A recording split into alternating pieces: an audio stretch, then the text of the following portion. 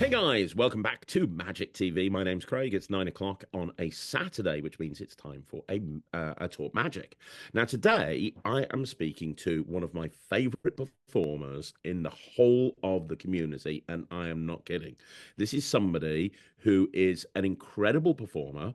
This is somebody who literally runs the gauntlet when it comes to their skill set. They can do everything from close up, they can do kid shows, family shows, they can do intricate manipulation. They can do stage shows, cabaret shows. They're one of very few people that does everything and does it really well. I've gone on record as saying this person has got the best cups and balls routine I've ever seen. They've won numerous awards. They create magic. They write books. They publish magic, and they are a big advocate of many things, one of which is upskilling yourself and educating yourself and becoming the best that you can be. And I spoke to this person on this channel during lockdown, and things have changed an awful lot, and their career trajectory has gone sky high. And so I asked if they could come back on the channel. They've found a little bit of time because they're so busy, and I cannot wait for you guys to see this interview. Who am I talking about? I am talking about an absolute living legend, as far as I'm concerned, the one and only Nikola Arkane. Nicola, how are Uh, you? I am good, Craig. Thank you so much for having me back on the platform. Thank you for coming back on. Like, I know how busy you are. I know you've got a million things going on at the moment. So, finding time to do this, thank you very much. You're welcome. And there's so much that I want to talk to you about because when we last spoke, it was kind of coming towards the end of lockdown, and we were talking about how you do primarily kid shows. Hmm. That's your alter ego, Fizz Fizz Whiz. whiz What is it? pop. Fizz whiz pop. Fizz Whiz Pop. That's it. So you do primarily kid shows, but you said, "Hey, I want to be moving in a different direction over time." And obviously, this was off the back of you winning the IBM and starting to lecture and so on and so forth. Well, since that interview, I mean, talk about doing that and then some. Everywhere I look, you're headlining a magic convention, you're performing somewhere. Just recently you're at the Curious Cabaret. You did the Christmas shows at the Magic Circle, which is a huge honor. You Yeah. were you've performed and lectured literally all over the world. Um, I know that you've recently recorded a Penguin Live, which is going to be coming out soon. Like every single aspect of your career has blown up and gone in a completely different direction. You must be very happy with where things are, right? You must be very happy with how things have gone the last few years. I am really, really happy, beyond happy. I mean, at the end of the day, I will always be my kid's character, Fizz Whiz Pop, but my ultimate goal really is to share my magic with the world. So the more people that get to see me and get to see my magic and experience that, I'm reaching my goals. So that's all I can ask for. Well, one of the reasons I wanted to talk to you is because you have successfully done and continued to do what a lot of people want to do in this industry. And what I mean is, there's a lot of people that start off as kids entertainers, Hmm. and they long to do something more. They long to be on big stages or Hmm. headlining Magic Circle Christmas shows or whatever it may be. And a lot of people don't achieve that goal. You're somebody who has not just said, "This is what I want to do," but you've gone ahead and done it. Yeah. And I'd love to talk to you about that, if that's okay. Now, if anybody wants to know, I'm not going to touch on uh, what we talked about the last interview. So we're not going to talk Hmm. about you growing up or getting into magic or so on and so forth. I'd love to talk about, where we kind of left you in that interview Yep. and how you went from there to where you are now, because I know you quite well. Hmm. And just to let people know that are watching this, your desire to be on, like big stages, for example, for argument's Hmm. sake, isn't Yep. because you don't like kid shows. I know that you simply adore doing kid shows. Some kids entertainers I speak to, they go, "Oh, I hate it, but it's easy money." You love it. So I suppose the first question is, you're doing something you love. You're great at it. You're so in demand. You're making a very good living doing it. What's the desire? Some people would just like go, well, you know what? Why do I need to work I'm hard? happy. All I have to Yeah. do is carry on doing this, and I'm going to carry on. What made you? Because, and we'll talk about this in a bit. It's very hard work to get to where you've gone, where you've got to. Very hard work. You're taking the road less traveled. What made you decide to kind of say, well, you know, I've got this. This is amazing. This isn't enough. Basically, I mean, as you've rightly said, I will always be Fizz Whiz Pop. It's so funny. My customers always ask because they see me obviously traveling the world, and they're like, "Oh, I wonder if she's still Fizz Whiz Pop." And my answer to them is, I will always be Fizz Whiz Pop because that is my first love. It is my joy, and yes, that will always be a thing. But I don't know, when I first got into magic, when I very first seen magic, I was inspired by theatrical stage magic. Obviously, like many people, I saw Lance Burton's Dove Act, and for some reason, that seeing that and my reaction to that beautiful magic really stuck with me. And honestly, it just stuck with me so much that that is what I want to achieve. I want to create such a beautiful act that I can travel the world with, and that's not an easy thing to do, as you've mentioned, because when you start as a kid's character, you have a certain way of performing, a certain way of moving, a certain way of talking to people, and that is the complete opposite of when you perform on stage. When you perform on stage, you have to be so controlled, precise, elegant, if you like. So it's almost like totally breaking what I've learned to become this other person, and it's hard work. And a lot of people would say, well, why? You've already created this thing. But in all honesty, I think everybody has goals that they want to achieve, and for me, this is it. Even though I've achieved a lot as Fizz Fizz Pop, I will not achieve my lifetime ambition unless I perform on stage. It's just something that I have to do, and I have to get out of my system before I retire. That's amazing. So I've got a couple of questions. Now, the first question is you talk about how you've had to almost like completely relearn everything Mhm. when you're not Fizz Whiz Pop. I know you're still doing Fizz Whiz Pop, but every Mhm. month goes by, you're doing less and less shows. It's kind of like it started off where Fizz Whiz Pop was here and Nikola Arkane was here, Yeah, and what's that's happening this is where we are right now. mhm. Yeah. Um, do you find like after you've done a big run of Nicola Arcane and you've done loads and loads of shows with Nicola Arcane, going back into Fizz Pop is a difficult thing to do, that you have to kind of get that mindset? I ask because I love doing kid shows, and I went through last year not doing very many for about a 5 month period. And then around about Christmas, I had to do a run of 10 in 3 days. And my wife came and watched me, and the shows were amazing and everything. But she said to me after, she said, "You were a lot more sarcastic with those kids than you normally are. It was almost like you're in a comedy club, but for kids, it was like it was a different persona than you had with a kids show." And I was like, I didn't even notice, but Yeah. subconsciously, I kind of changed my approach to kids shows without even trying because of kind of coming back into that environment. That is so funny you said that. So, before we started this interview, I was telling you how yesterday I performed for a bunch of learning disabled adults last night, and I kid you not, like not only was I sweating more, because obviously I haven't been performing as Fizz Whiz Pop. That was kind of like my first show back.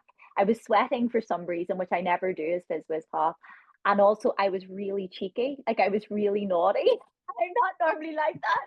But it's just, yeah, it's because you have to be two completely different character sets. And sometimes, I mean, what's great is you can actually weirdly, I mean, obviously no blue material or no swearing, but you can get Yeah. away with that in kids show. But for some reason, you can't do the opposite. You cannot bring kids show into adults. What happens is they just switch off. So yeah, it's really hard to find the balance. But there is definitely a balance that has to be found. And whenever I'm Nikola Arkane now, before I go on stage, I actually have to stand backstage and prep myself, and I actually walk about like with my shoulders back, really tall. And I actually, it sounds really silly, but I always say, I am Nikola Arkane. I am Nikola Arkane. And I have to do that like in my head throughout my performance. Otherwise, I'll start being like Gollum and Fizz Whiz Poppy throughout. But yeah, it's a discipline. So it is. It's interesting that you say that because I do probably predominantly stage shows now. And I remember when I first started taking stage shows seriously, which was about 15 years ago, I remember just dying on my arse almost every single show. And the reason is I was just being too kiddie. And I didn't Yeah, think of it as being too kiddie, but I was coming out going, hello, everybody. And the audiences were just kind of like just completely switching off. And of course.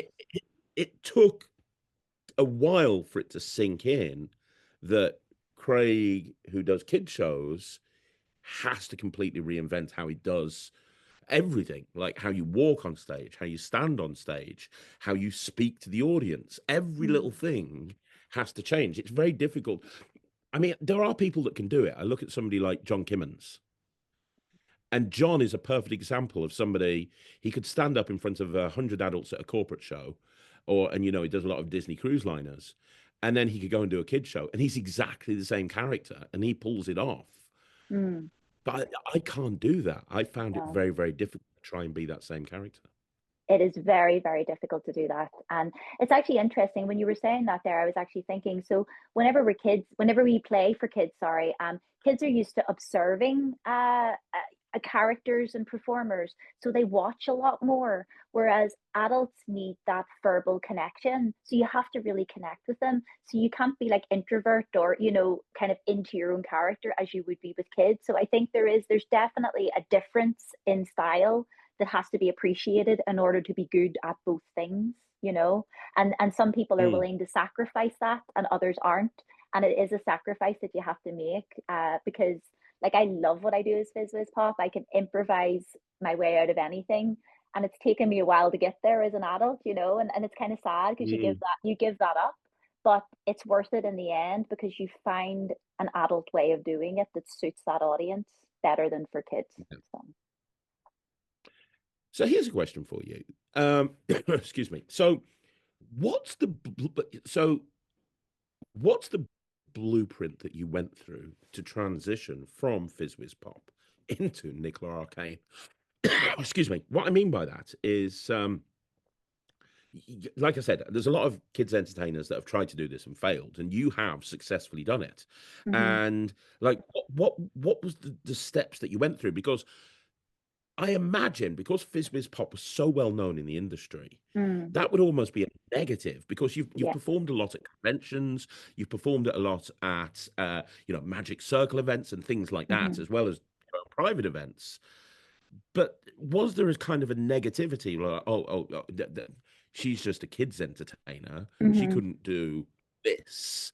Like you'd have to kind of get past that issue, and obviously you have the accolades to back it up. Like, hey, IBM Close-Up Magician of the Yep. Year, hello, Yep. who I Yep. am. But like, what was the steps that you went through? So you know in your head, right? I want to go from here and I want to go here. Mm-hmm. What did you do? So I know we'll talk in a bit about how you've been educating yourself recently, which is Mm-hmm. amazing. But was there a way that or a blueprint that you kind of thought in your head, right, this is what I'm going to do? 100%. So the first thing was I realized, okay, so I'm Fizz Pop, but first of all, it was like, what's the easiest path to get to the stage? And I thought, well, I mean, personally, I was afraid of performing for adults to begin with. So I was afraid of doing close-up events. I remember I actually called off sick to an event because I was so petrified of walking into a building to do close-up magic, which is mental when I think back to that now. Anyway, so what I realized was that I'm Fizz Pop, but I need to get to the stage. So I'll start with close up magic, which is small, and then I'll work my way up to bigger and bigger performances. And I suppose if you don't have any outlets for that, the best way to do that is competitions. Competitions are goals. Like, don't think about them as winning and losing. Think about them as goals, and it's also a platform for you to showcase yourself. So if the industry don't believe that you can be something, or if you don't feel that you have the kind of outlet to do something, a competition is a fantastic thing. It gives you a goal, it gives you a platform to showcase yourself. And yeah, honestly, if I didn't start doing competitions and showcasing myself as a close-up performer and a stage performer, I would not be where I am today. And in fact, just people seeing your name, like in, oh, Nikola Arkane's competing in this close-up competition or the stage competition, then people who book conventions go, oh, so she's a close-up and a stage performer. Oh, let's keep an eye on her. Let's watch her journey. So you're almost kind of, I don't believe in karma. Well, things happen, but like if you put something out into the universe, people are listening and are watching, and it showcases that, because as I say, as soon as I competed in competitions, people started hiring me for those kind of events. So you're putting it out into the universe, and then they're responding by going, okay, let's give her a chance. So that's the first step, and that's a very big step. And then after that, it's really pushing yourself. So I created a separate website for Nikola Arkane, and I think it's very important. Like, some people join their websites together for kids and adults, and I think it's very important. They're two completely different things, and you don't want to turn up at a close-up event and all the adults thinking, oh, she's for the children, or a children's event and then seeing you do adult stuff. So it's very important that you keep the two things completely separate, I think, because then you'll get two completely different audiences who respect you for those two completely different things. So that's very important as well. That's great. Yeah, and very, very true. Very good advice. And it's, I imagine, I mean, what you're saying here is to just basically put yourself out there, Yeah, which is massively pushing you outside of your comfort zone. it's I hard. mean, It's hard. it is, isn't it? But it's the only way to improve. A lot of people think, oh, I'm not moving forward in what I do, and literally the only way you can move forward is putting yourself in an awkward position, in a bad position. It's not even a bad position. You're just doing something that your body's not used to. And then after a while, what happens is you start to crave these situations, and you're like, oh, I'll just do this. And like, for example, in the Swedish Championships, I competed in 3 competitions in 2 days. Now that was crazy. I don't advise anyone to do that, but it becomes almost like a drug that you have to kind of go, right, I can do this. I'm able to do this. Let's go. So Oh my gosh. Yeah, I mean, and you are right. You know, when you're wanting to put yourself out there, it's not about winning, it's not about losing. no, It's about letting people see who you are and what you're capable of. That's exactly. very, very And you talk about it a lot. We have to remind ourselves that everything we do is fun. We're magicians. We're not lawyers doing a court case. This isn't, I mean, obviously we take it very seriously. I take it very seriously, what I do, but we have to remember that it's fun, and we have to have fun, because the more fun that we have in creating and doing what we do, the more fun our audiences will have watching us. So very true. Very, very true. Here's a question before we carry on talking about what you've been doing. As somebody who is very, very talented, and also somebody who has no problem putting themselves out there, and knows where they want to be and what they want to do, is there a reason why you never kind of went on to one of the big sort of television talent competition type things, like Britain's Got Talent. like Britain's Got Talent, for example? Yeah, I mean, I have done. I did Sweden's Got Talent. I did that during lockdown, and I've also done Penn and Teller Fool Us, which was an amazing experience. I must say I have been asked to go on Britain's Got Talent, but every time I've been asked, I don't know whether this happens to men too, and I don't. I apologize if I'm being somewhat sexist. I don't mean, but anytime that I talk to people about Britain's Got Talent, they've basically told me what they want me to do rather than ask me what I want to do. And for me, like, I don't like doing other people's tricks. And if I do other people's tricks, I want to put my own spin on them. I've always been that way. I want to create my magic my way. And if someone tells me that they want me on their show, but they want me to do this, that's just a big turn off for me. That does not attract me at all. I'm not doing, Mm, I don't do these shows for fame and fortune, and I don't think anybody should. It's wonderful to get amazing footage of what you do, but for me, if I don't do my material, it's not worth it. And that sounds yeah. really selfish. I don't know, but yeah, I mean, if they were open to working with me on what I have, then 100% I would be behind that and want to do that. And obviously I do understand that producers have to produce a show to a certain way, but at the same time you have to work with the artists at hand and showcase what they are good at. So that's probably the biggest reason why you haven't seen me on the like big platforms like BGT and AGT. So Well, I think they should come knocking for you and tell you to do exactly what you want to do because you'd kill it. Uh, you absolutely would. Okay. Okay, cool. So you're putting yourself out there. yes, You're entering and winning competitions. Was it difficult to change the material? Like, how did you find your style? Because the material you do, the style that you are as Nicola Arkane is wildly different to Fizz Pop. 100%. And there's so many different ways that you can go into this. You can do magic to music. You can do comedy. There's no right or wrong way. Like, Mm-mm. how did you find yourself? How did you find a thing? How did you find that thing that makes you think in your head, yes, that is Nicola Arcane? I think a lot of it comes from my theatrical background. Some people know, but others on your channel probably don't. I studied a degree in drama before I got into magic, and that can be a blessing and a curse in a way, because it's a blessing that I, I discovered magic when I already knew how to stand on stage, sort of, and I had certain tools in my repertoire before using magic as a tool to perform. But also it's a curse because I have a certain expectation of my performances. So I knew that I wanted everything that I do to be theatrical. I wanted to make a connection, a genuine connection with the audience. That's always been my goal. And I think that comes from being an actor, because as an actor, that's what no matter what play you're doing, no matter what character you're performing, it is all about connecting with the audience. So that's very important with me in magic. And then music has always been a big part of my life. And I always felt when I first got into magic, like obviously when I seen Lance Burton performing, the music that he uses is just glorious, and it just really amplifies what he's performing.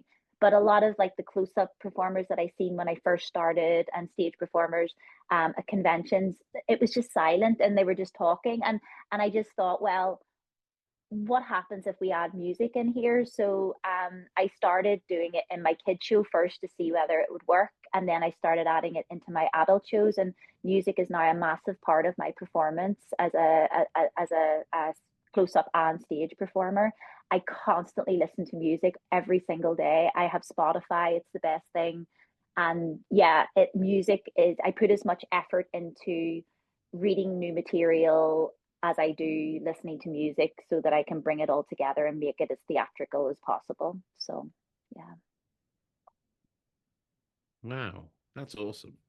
That's fantastic.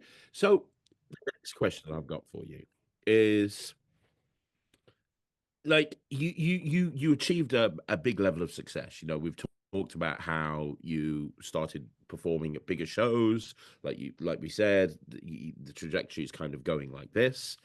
Um, you have recently traveled abroad to educate yourself into a particular style of magic. Can we Yeah. talk about that? What your reasonings were behind doing that? Because a lot of people, I don't want to take any words out of your mouth. So a lot of people, if they were trying to do what you would do, they'd pick a book, or they'd read a book, or they'd Yeah. buy a set of DVDs from Jeff McBride or something. That's kind of the Yeah. route that they go down. But you have taken it to an entire other level. Can we talk about kind of what you did, your reasonings behind it, and the process that you went through? Would that be okay? Of Yeah, of course. So obviously, as your viewers have probably guessed, with my aspirations of seeing Lance Burton and being a FISM winner, that's ultimately what I really, really want to do. I want to create an act that I can tour the world with. If you have his lecture notes, Rudy Kobe has a lecture note booklet, a really old booklet that I got in the last couple of years, and it's basically about creating one act that you can just tour the rest of your life with. And that's what I would love to do. Well, of course I wouldn't just create one, but anyway, that's just me. But yeah, I so that is my goal, obviously. And a few years ago, I kind of started observing FISM winners and what it took to actually get there to create this kind of act. And I realized that FISM is kind of like the Olympics of sports. FISM is the Olympics of magic, if that makes sense. It is the best of the best, and you have to train hard to get there. You have to work hard to get there. And Oh, you hang on, need, Nicola, I'm yes. really sorry. It's just broken up here. Just give me 1 second. Oh, Hang no on. worries. We can start Okay. again. Yeah, like it just went, something happened with the internet, and I think you froze a little bit. Oh, okay, Uh, no worries. you're back now, so that's okay. If you just take it from, I'll ask the question again, Yes, because perfect. for about a minute I was trying to fix that. Yeah, so I'll ask the question again. So, if we take it from, yeah, so can you talk us through your decision and what's been happening recently in terms of you educating yourself and taking things to the next level? Okay, so obviously, your viewers have heard that I was first inspired by Lance Burden performing and winning FISM. So obviously, that is my goal. I want to create an act, as I call it, my Rudy Kobe act. Rudy Kobe had a set of lecture notes that he said you create one act and you make it the best it can be, and then you'll just tour the rest of your life, or you'll tour the world with it. And that's ultimately what I want to do. So that is the goal. And a few years back, I realized, well, what is FISM? And I started watching nearly every FISM act that I could get from, the 60s right through to now. And I realized, okay, FISM is like the Olympics of magic. It is the best of the best. And you have to, like, I think you have to think about it almost like an athlete thinks about sport, if that makes sense. So you need to put everything in place to make yourself the best that you can be. And part of that is training. And ultimately, so I went to FISM. I competed in FISM Europe last year, and I just competed to try and find out what it was, obviously as a competitor, but also go and witness the whole experience of what FISM is. And like, it's so funny. So, obviously there's amateurs, there's professionals, which I consider myself professionals, and then there's FISM, and then there's the artists that win FISM. And it's like you just realize, oh my God, the level just goes, it goes up to like the universe. It's crazy. It is absolutely crazy. And like, obviously I'm assessing everything in my brain after this, visiting this and being there. And I'm like, the only way I think that I can do this is if I train with someone who's actually done it before, someone that can help me get there. So basically, I decided, well, I can watch as many DVDs, I can read as many books, but for me personally, I'm a very visual learner. Because I came from drama and studied theater, like I studied in person.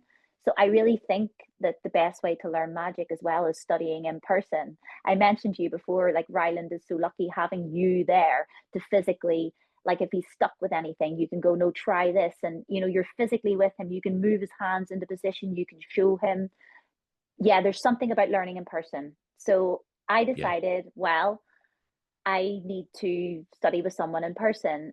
And also after that FISM, obviously I realized that stage magic was my thing. But I had to really define, what about stage magic do I really, really enjoy watching? So I just started watching a load of stage magic, and really what it boiled down to was I love transformation in magic, and transformation like a card turning into a ball, turning into confetti. I love all this beautiful style of magic, and it boiled down to, well, actually, what I really enjoy watching and what sings in my heart is manipulation.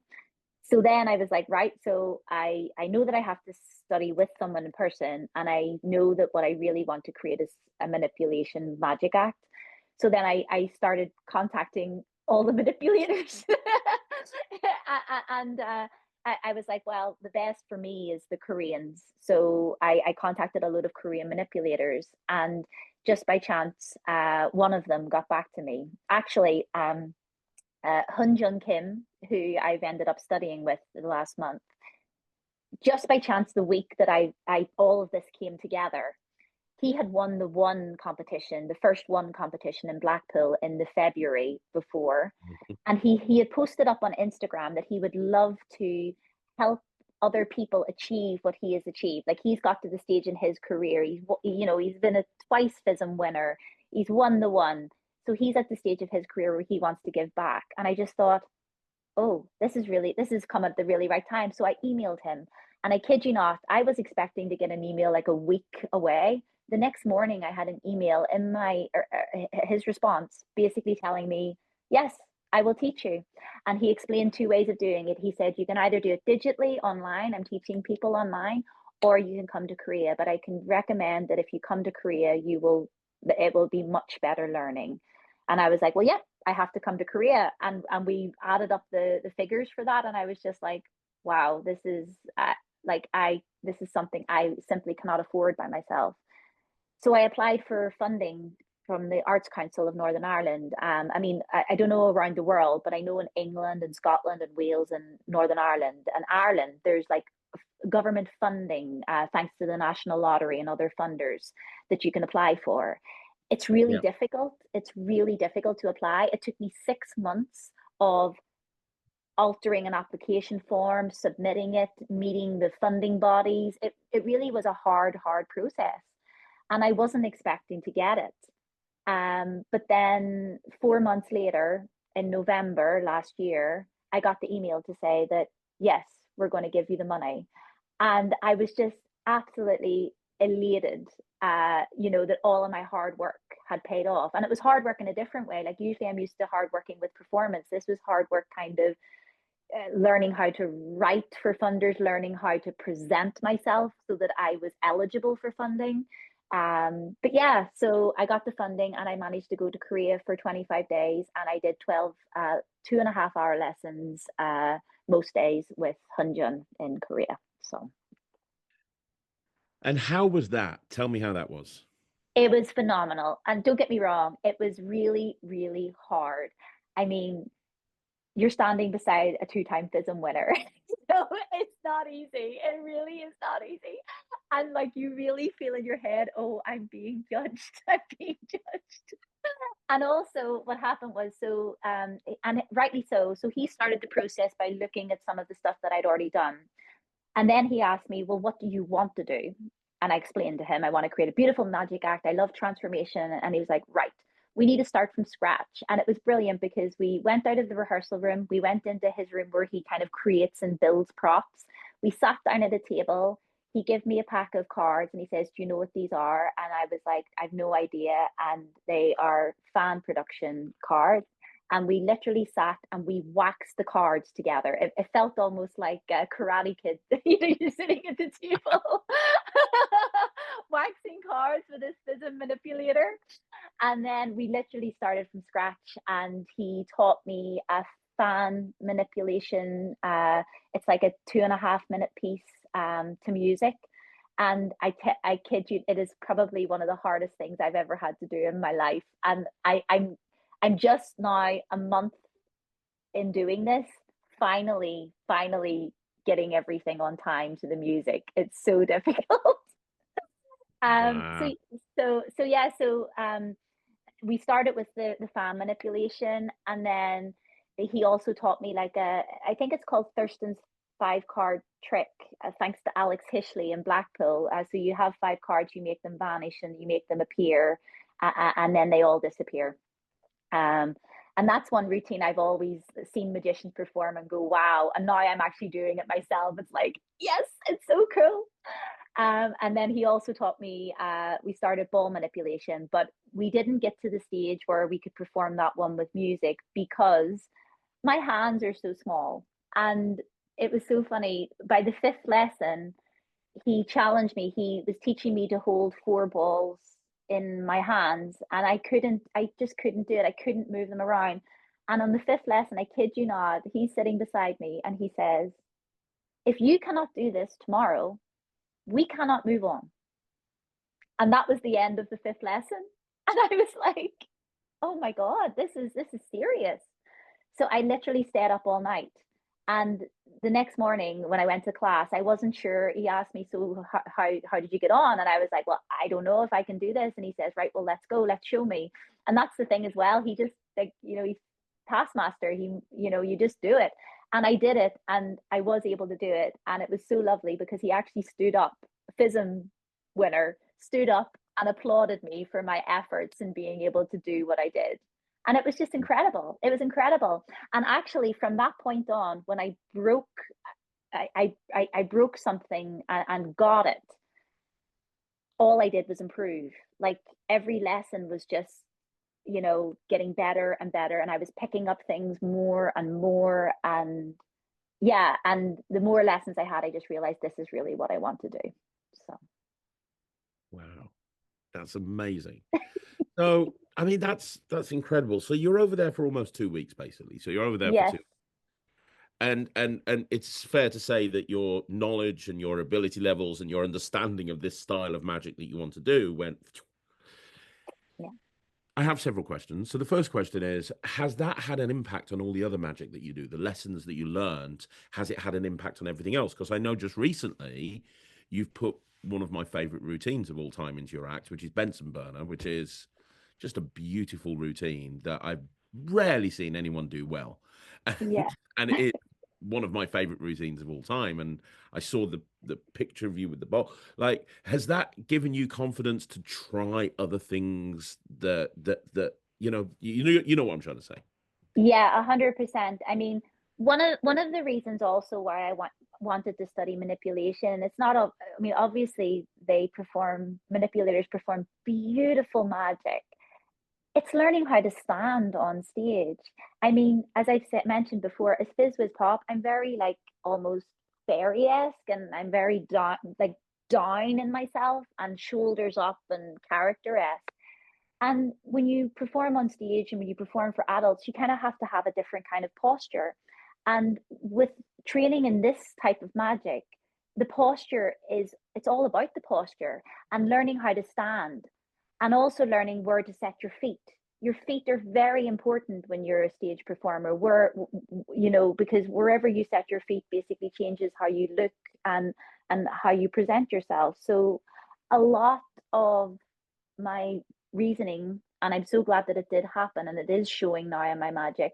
I am aware more of my body. I'm aware of when I have my little finger pointing out or when I don't have it pointing out, when my hat, when I'm holding like 10 kai palm. It was so funny. I don't know whether, so 10 kai palm. I used to keep this finger here and he would always go like this and, push my finger out. So it's learning how to control your body piece by piece. And I think that's very important, because once you start to have an understanding of your body and how it moves, you're completely in control of everything you do. And then that control will convert to the magic as well. Wow, that's amazing. That's fantastic. So my next question is, I know you're wanting to go back. Yes. And what can you tell us kind of the challenges that you're facing with that, your reasonings for going back, and what Yes. you've kind of put in place in order to try and make that possible? Yes. So basically, obviously, whenever you do any process like this, you don't want it to end. But I realized on when I was flying home from Korea, and when I flew home, I went straight into Blackpool Magic Convention. A lot of people seen me there, and they were like, "Were you not just in Korea?" Of course I was, but I just yeah. Anyway, but as I was flying home, I kind of realized, I've put something into action by going there and doing this big thing. As you said, I'm not just learning from DVDs. I'm actually learning from this person in person. And I've went from here to here in terms of my learning and my growth as a performer. And I kind of realized that if I leave this process for like another, say if I leave it for another year or 2 years, I mean, obviously, I won't go back to scratch, but it will be like starting from scratch again if I wait that long to kind of continue studying with him. So I realized, well, no, the only way to do this is I have to go back. And at the start, I mean, I didn't really have a date in mind, but I thought, well, like my other things, competitions are goals, I have to create a goal. So I decided, right, I have to go back and I'm going to go back in September. So September is my goal. So I have 7 months to raise the funds myself. I mean, obviously, I'm so grateful for the Arts Council of Northern Ireland. They funded me everything. I didn't have to worry about that. But now I have to raise the funds myself. And what I realize is, I mean, obviously, as you mentioned, I perform as Fizz Wiz Pop, but the Nikola Arkane shows are starting, but it hasn't met the same path yet. So a lot of the money that I'm earning is still quite lower than what I would earn as Nikola Arkane, and I am trying. I am trying. Everything that I earn from now until then, half of what I earn, half or all of what I earn is going into this. So basically, everything I earn is going towards this. I'm going back to Korea. But I realize that 7 months is a very short time, and I mightn't make it. I really hope I do, and that in my mind, that's what I want to do. But I don't know if I'm going to make it. So I decided against my. I mean, it's not something that I really. I never ask for help for people. I do everything myself. But I decided if I want to make sure I get to this goal, and that's why I decided, well, I need to start up a GoFundMe page, and hopefully people out there might buy me a coffee, might get behind me, help me in some way to make sure that I do Yeah. actually reach that goal. So, And what is the goal? What is the goal that you need? so the goal is basically, I want to go back and study in September. I want to study 18 lessons, and can I say the fee? Is that? Yeah, of course you can. I'm going to put a link down below for the um, GoFundMe. So of course you can, 100%. So basically, if anyone wants it broken down, so it will include my flights, accommodation, the payment for the lessons, the 18 lessons with him, and also obviously I need a daily stipend for when I'm there as well. Obviously I need to Yeah. eat when I'm there. So the total that I am aiming for is £10,500. That is the goal. That is how much the Arts Council funded me. So I know that that's how much it costs. I've calculated everything, and that is how much it costs. So now I can't, I just want to say already, I can't believe it. Since coming home from Blackpool, I have actually earned enough for my flights and my accommodation, thanks to the support from people on the GoFundMe page, and also what I've earned myself since being back home, which is That's amazing. brilliant. It is amazing, and I cannot thank the people enough who have supported me. But any support that anyone can give, honestly, I will be truly, truly thankful and truly, truly grateful. I feel we do need to educate ourselves in magic. We do, if we want to become the best that we can be, this is the way to do it. Oh, it's the way for me. And yes, You're I right, just, 100%. I just hope that I can reach my goal and go back, because I do think that after the second visit with him, I will be able to start by the end of these lessons, because I'll have 18 this time. We'll be starting to create the acts that I will tour with. So, yeah, and that's very Wow. exciting. That is very, very, I mean, that is very exciting. And I, I hope more people are listening to this, because it is absolutely true. If you want to do something that you've never done before, you have to educate yourself. It's fine trying to do it on your own, but that's not the easiest thing in the world to do. Is it possible? Probably, but not always, especially when you're No, trying to do something as intricate as really, really, let's be honest, for anybody watching this that doesn't know, the style of magic that Nicola's trying to perfect here is the single most difficult style of, we're not talking about the 21 card trick here. We're talking about the most difficult branch of magic ever. it is And so hard. And I just want to say, obviously, a lot of people, apparently, a lot of people Google how old I am. So, just for the record, I'm 39. And I know I don't look it, oh, but this year I turned 40. And 3 years ago, my mum passed away. And one of her lifelong things that she told me was to believe in myself and do what I really want to do.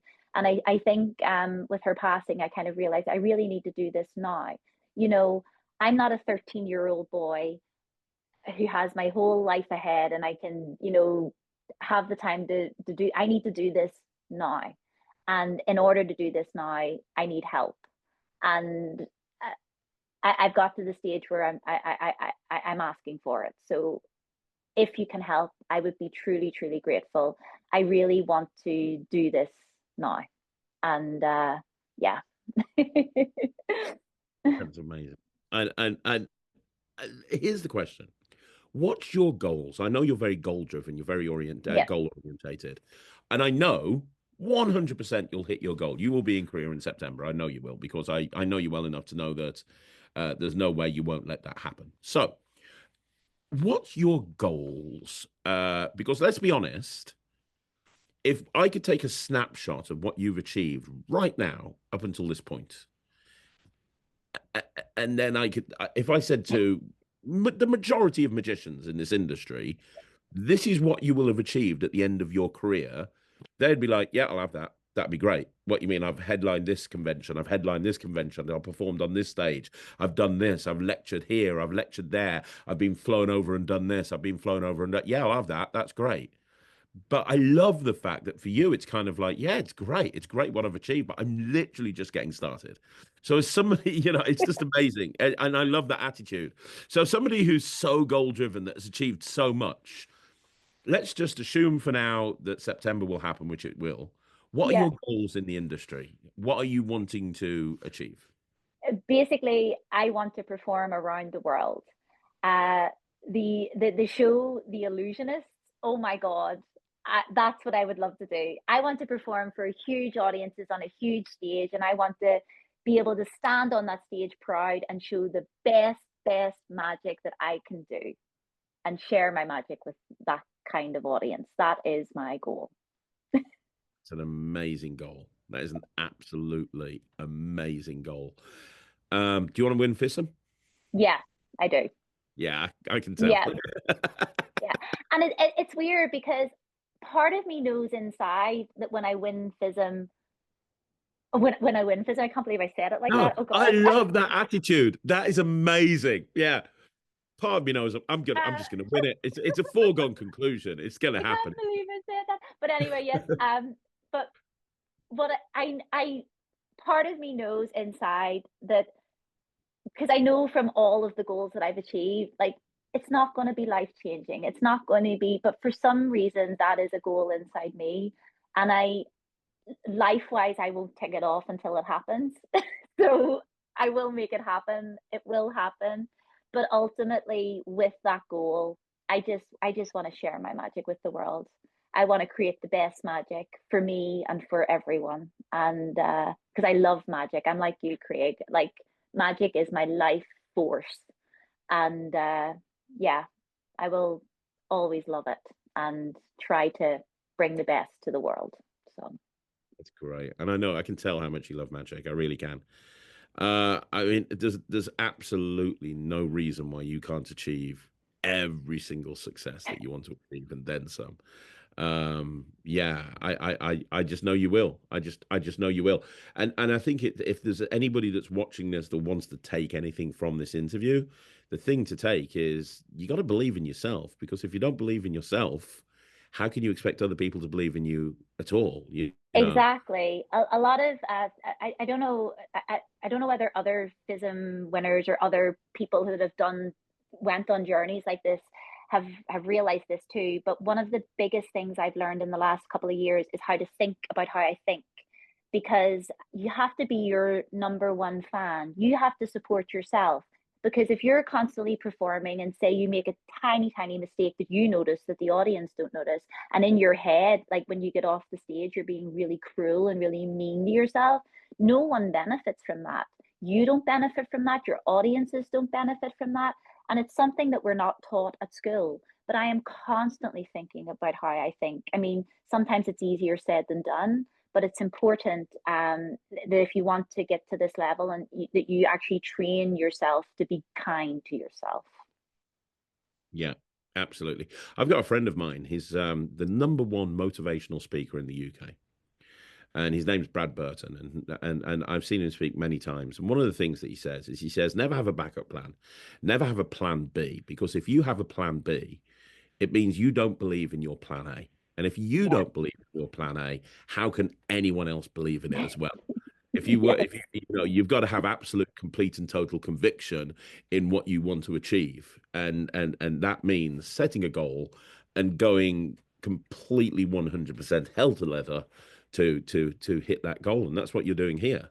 I Yeah. love the way you say, yeah, it's September, it's going to happen, it's happening, it's Yeah. happening. I've got lots of different ways of making it happen. If nobody went and went into the GoFundMe, I know you'd make it happen anyway. Yeah. But it's that attitude that will make you, that has made you successful, that will continue to Mhm. make you even more successful, that will probably have you winning FISM because you've just got that attitude that very few people in this industry have. Yeah, you just you I mean it's so funny. About 5 years ago, I did not believe in myself, but I had these goals. But I'm just seeing now how much I'm achieving through just believing in myself. So if anyone does take anything from this, just if you just believe in yourself, just you can do it, but also set a goal, set a deadline, and that really helps. So yeah. Yeah, yeah, absolutely. And one last question, because I know that we've not talked about this at all, but I know you're a big advocate of more women coming into magic as well. Mhm. For anybody watching this, I speak to a lot of young magicians because of Ryland being in the YMC and my own Mhm. daughter's getting into magic now and so on and so forth. As somebody who is, and let's be honest, a role model for a lot of young female magicians around the whole of the world, have you got any advice? Because it is still a boys' club a lot of the time. It really is, and it shouldn't be, but it is a lot of the time. And you're Mhm. breaking down barriers every single day. Not just you, but other people. I Mm. got to work on the Penguin Holiday Special last year with Carissa, and Amazing. she scares the hell out of me, honestly. Uh, she, I find her so intimidating. She scares the hell out of me, but she's a wonderful person. Yes. And there's people that are just out there, just really kind of, and you're part of that kind of new movement. Have you got any advice Mhm. for younger female magicians, especially that are struggling maybe a little bit? Like I spoke to, I'm not going to say who, but I spoke to a young magician that's in the YMC, and Mhm. she said it's very difficult because most of them are boys, and it's very difficult to kind of feel like you're fitting in there. As Yeah. somebody who is an advocate for this, have you got any advice Yeah. on that side of things before we finish? What's really wonderful and what I'm seeing is, and I've never really seen it before in magic. All the women that I see coming into magic are unique, and I don't say that lightly. I mean, because we do not have books to reference. We don't wear the same clothing as men. We basically have to every single girl that comes into magic has to reinvent their own magic because they are like we read a trick and we go, oh, but we don't have a pocket here. Oh, but we don't have this here. So every single girl that I have seen coming into magic has something really unique to offer. And that's a unique thing. And it may not be appreciated yet totally in the magic world, but the public do appreciate it. We just need to keep doing our thing. The public don't see us as like real muggles and real people out there. They don't see us as men and women magicians. They just see us as magicians, which is wonderful. Yeah. In a sense, in the real world, it doesn't matter, which is awesome. Um, the magic world is changing for the better. But I would say to women, just keep on doing what you're doing, keep on being unique, keep on being original, keep on pushing, enter those competitions, write books, write about what you do. There is not enough material from women. And to stop us reinventing the wheel, we need to read from each other. We need to learn from each other. In 2 weeks' time, I'm off to Mystify Magic Festival run by Lee Orleans in Vegas. They very kindly offered me a scholarship to help me get there. I'm not going as a performer. I'm going to support women, to be there, to learn from women. And yeah, it is already happening. We just have to keep at it, really. And what I can say to the magic world that is predominantly male so far, it is changing. You're accepting us. It is wonderful. It is, obviously things need to move more, and they will. But yeah, we just need to keep pushing in there and keep putting our faces forward and putting our names forward, and things will change. Things are changing for the better, and it's wonderful. Don't get me wrong, it's hard. It is hard, Mhm. but it's changing on its own, and it's beautiful. Completely agree with you, Nicola. Completely agree with you. And I'll tell you, you are an absolute inspiration. And you really are. I know how busy you are. I look at your schedule and I'm just like, oh my gosh, I don't even know how you cope with all of this. So thank you for finding time to jump on the channel and chat to everybody, honestly. You know, if everybody took a leaf out of your book, I think magic would be in a much better place. So thank you so Um, much.